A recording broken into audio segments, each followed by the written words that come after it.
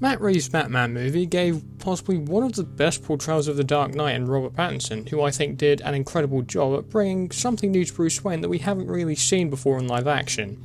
The Batman is actually set during Bruce's early days as the Vigilante, and as such doesn't really have access to the latest cutting-edge technology, and with his journey seemingly being planned to continue with the sequel script currently being written, I thought now would be a brilliant idea to talk about how Batman's tech can possibly evolve throughout these movies, whether that means in a sequel, in the potential trilogy, or in a saga of like maybe 6 films or so that I mentioned in another video.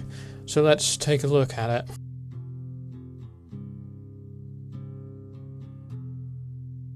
So where do we actually start when looking at how to improve Bruce's tech and weaponry?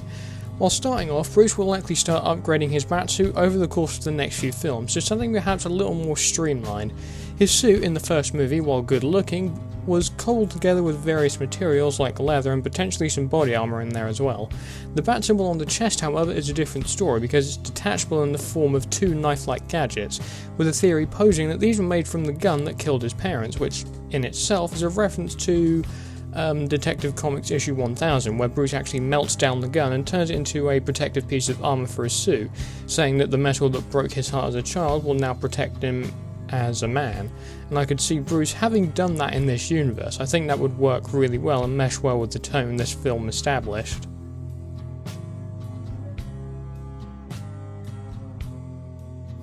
Now in terms of weapons and gadgetry, I think Bruce will start upgrading his tech substantially in the next movie, perhaps adding some new gadgets to his arsenal. As far as we saw in the first movie, the only iconic gadget we see Bruce use is his grappling gun, and it popped out of his hand for quick and easy deployment, so I think we'll see the grappling gun possibly evolve into the state we see it in throughout various mediums like the Arkham games, for example. Batman in the comics uses a large arsenal of gadgets such as batarangs, smoke bombs, and in The Dark Knight, with the help of Lucius Fox, uses every cell phone in Gotham as almost echolocation like a bat does. Now, and I'd love to see Bruce experiment with more gadgetry like this in future films, especially if we can get like the detective vision in the cowl. That would be really cool, that would be a great addition.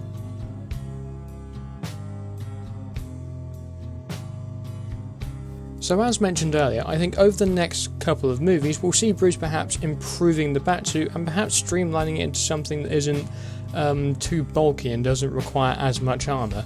Now there are some brilliant concept designs out there that you're probably seeing on screen right now from many talented artists across the internet really, but one thing we should keep in mind is that this could depend on what villain he may end up fighting in the sequel or sequels.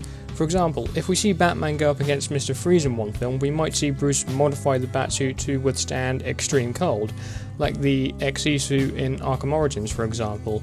Another point I do also want to bring up here is the cape, because in the film Bruce isn't yet using that to glide around Gotham, because we mainly see him gliding around in a wingsuit, which didn't exactly provide him with the best landing, so I think we'll see Bruce upgrade the cape and implement the gliding tech into that in possibly a future sequel.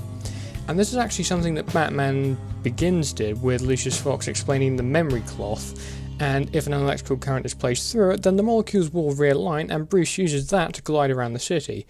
That, plus an upgraded grapple gun, would make traversing the rooftops a lot easier for this version of the character.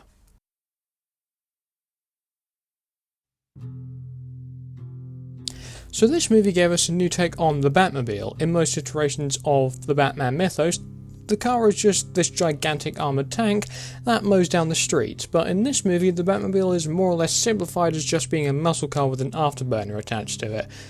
In this case an exposed afterburner, and that for me is at least what the blueprint for future versions of the Batmobile should really be, because we don't need a giant hulking vehicle that takes up the entire road, or a car that transforms into a ridiculously overpowered giant tank. Just make it a simple muscle car and everyone will be happy.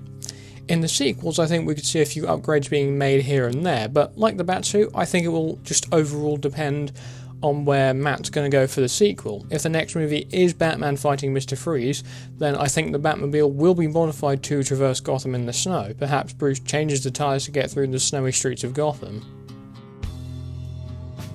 Okay, this point also depends on where Reeves is going to go with the movies and potential sequels. Thus far we've seen the Batcycle and the Batmobile, but what about Batman's various other modes of transportation like the Batboat or the Batwing? Well, I think now is a chance for me to actually expound on my Batman sequel idea from a while ago. So for those who don't remember, I did a sequel pitch for what I would do with the Batman sequel, where I introduced Scarecrow and Man-Bat and used this to force Bruce to take to the skies in the Batwing. Now I'm going to add something for the Batboat here. So one part I wanted to actually add is that Scarecrow also creates Killer Croc by experimenting on Waylon Jones and turning him into a monster as well. More along the lines of Croc's appearance in Arkham Asylum would be what I was going for here. But alongside taking to the skies in the Batwing, Bruce also modifies a speedboat to traverse the flooded areas of the city so he can track down Croc. There are other vehicles we could see, but these are the main ones I can see being introduced down the line.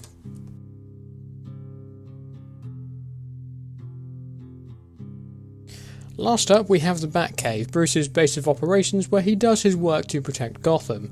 The movie version of the Batcave is located in an abandoned subway station which may have been taken from the cancelled Batman Year 1 movie, but moving on. I think we're going to see Bruce relocate eventually to a larger cave, perhaps underneath Wayne Manor.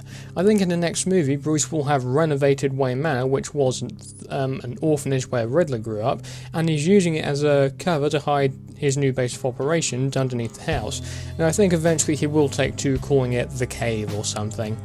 This would give us the opportunity to see a comic-accurate Batcave in live action, similar to Telltale's depiction of it, which is my personal favourite in my opinion. And that concludes this video on Batman upgrading his tech in a future sequel. If you enjoyed, then be sure to like and subscribe, and if you've got some time on your hands, then check out my podcast The Movie Geeks with Random Prime, where we talk films, TV and everything in between. So thanks for watching, and I will see you soon.